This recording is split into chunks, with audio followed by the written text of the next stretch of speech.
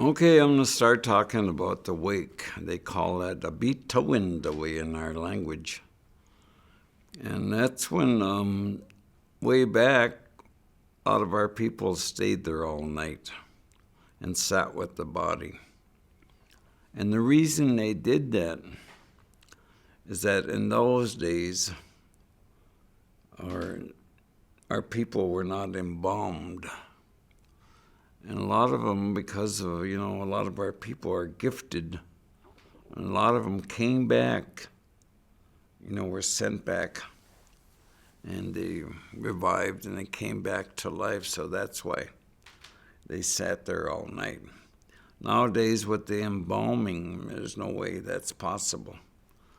The old lady that raised me is the one that told me that. She said that was her job in those days, way back, was to prepare the bodies, to bathe them, and to dress them for the funerals. And she said that now we don't have to sit there all night because there's no way possible that our people can come back and after they're sent back. So she said that's not necessary. And also, the wake is held on the fourth night after that person has passed on. And during the wake, the important part of the wake is that the deceased and the people attending that wake are told about the history of the ceremony, our funerals, and where they came from. And they're told about that our Anishinaabe way back were really pitiful. When anything happened to them, their spirit did not have a place to go. Their spirit blew with the wind. That's where they ended up. And there were two Manidug that came to our rescue. One of them was Wenabushu and his nephew. And Wenabushu had been living with his nephew. And one day when Wenabushu was out hunting, he realized something happened to his nephew. And the old man that I heard talk about this the first time had said somebody had killed him. And Wenabushu came back to their dwelling, and sure enough, his nephew was not there. And he sat there, and on the fourth day, he heard him coming. And this was a Manidu. His spirit was a powerful spirit that shook the world practically. And he wanted to come back into their dwelling, and Wenabushu told him, no, don't come in here. Something will happen to our dwelling. And at that time, Wenabushu also told him, I have already begun my grieving, and those Manidug have heard me. So it was at that time that Wenabushu remembered how pitiful his people were, the Anishinaabe. So he asked the spirit of his nephew, could you make that place, that path our people can take when anything happens to them? And the spirit of his nephew agreed to do that. And he took off to the west and made that path and traveled great distance. After he got up there at a certain point, he stopped and asked Wenabushu, is this far enough? He told him, no, go further.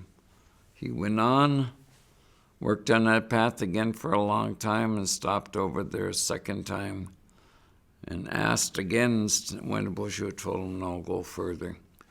He went on again, stopped over there at the third time, and Wenabushu still was not content. So it wasn't until after he stopped that fourth time over there, after he'd been working on that path for a while, that Wenabushu was content. So that's why we as a people have a place to go, because of these two Manidug taking pity on us. And then usually what we tell the spirit of the deceased is that tomorrow you will be told what you'll see as you go down that path. So that's the important part of the wake, is that to carry over into the next day, where the spirit of that individual will be sent down that path. And also during these ceremonies, Usually at the wake, sometimes a lot of our people will prepare a dish that the relatives will eat from. We don't do that here in Minnesota, but our people are told to eat. The close relatives are told to eat. Basically, and when food is put out at these funerals, is we are having a meal with the spirit of that individual. And if one of the relatives should not eat or accept that food, the spirit of that individual will also do the same. So they're always encouraged to eat, to take that food. But as long as I've been doing these funerals, I have never seen Anishinaabe refuse food. It's never an issue. Anyway, after we have a meal with the spirit, I go on and talk to the relatives.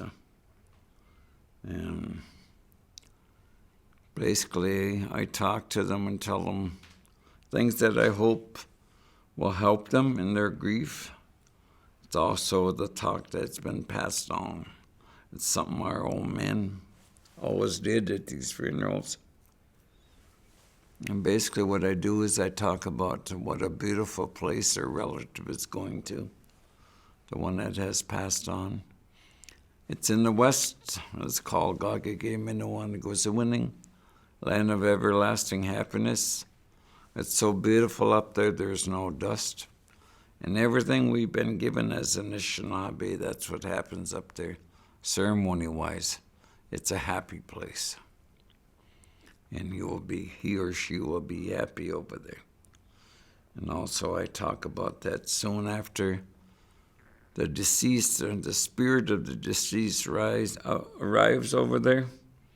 They have a reunion with all our loved ones that went on before them. They come running, laughing, and are happy to see them. And I also talk about that the grieving, the grief will be there. It takes some time to work through that. And our old man said, if you wanted to release some of that grief, to let those emotions out, one of the best places to go out in the woods and let it fly. And those Manitou out there will hear you and take pity on you and help you.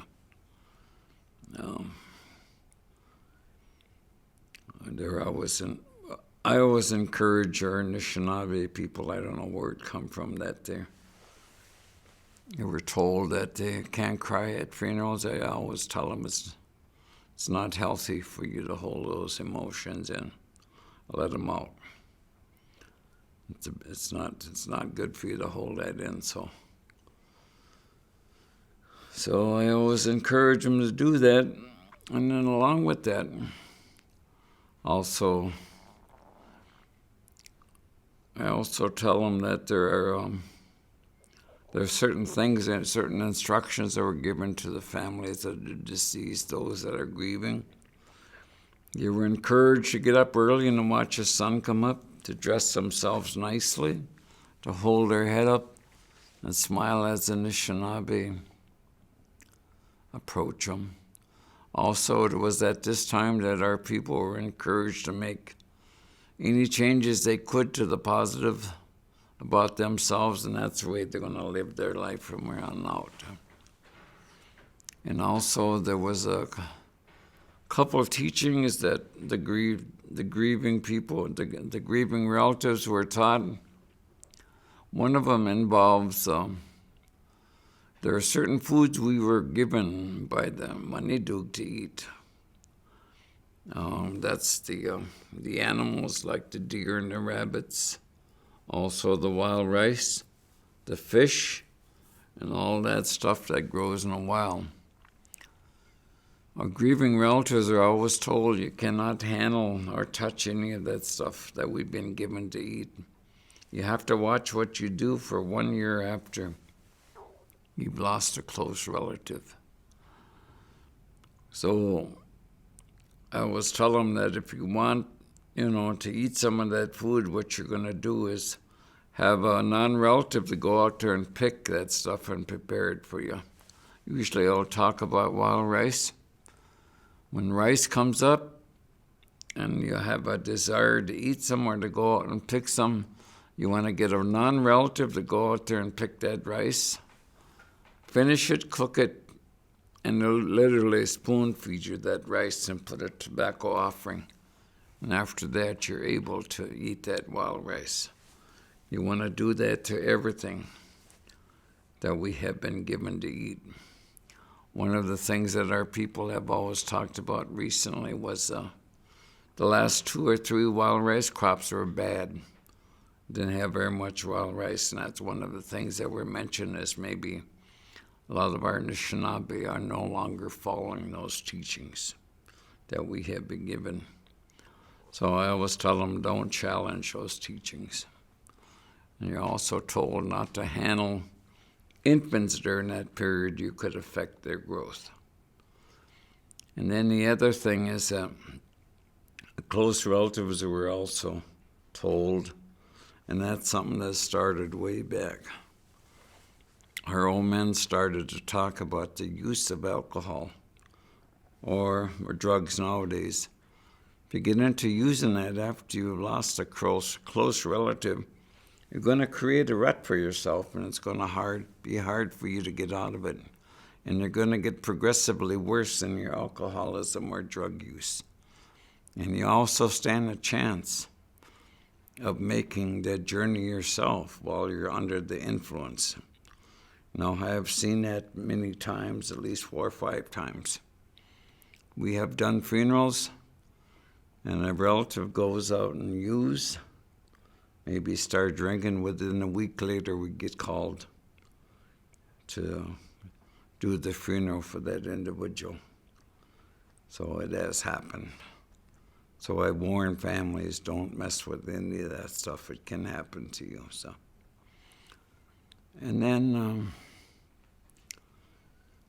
along with that, I also usually tell them, one of the old ladies had always told me, when you do these funerals, make sure you tell the grieving relatives not to fight over the belongings, the things that deceased has left behind, the material things like money, a house, a car, all of those. She said, none of that stuff is valuable. What is most valuable for us as a people is to show compassion and love and care for one another, especially when we just lost somebody close to us. She said, when it is time for us to journey over, to change worlds, there's a small bundle that we carry on our back, and that's where all of that kindness, compassion, love, all those good things are. And we don't take those things with us. So those are the most important thing, is that our people show that love for one another. But it's pretty common in a lot of funerals for that to happen. Also, any food that's served during a wake or the funeral, a lot of people burn that food. It's not something we were taught in Aazhoomog, where I'm coming from. The only thing I was taught is that any feast food, you don't want to allow the dogs to get a hold of it. There's something about the dogs, they interfere with the money dug. And then also, I also tell the funeral directors when they bring the body in to the building where the funeral is going to be held, you don't want to make sure you bring them in head first. And also the head of that individual has to be facing to the west.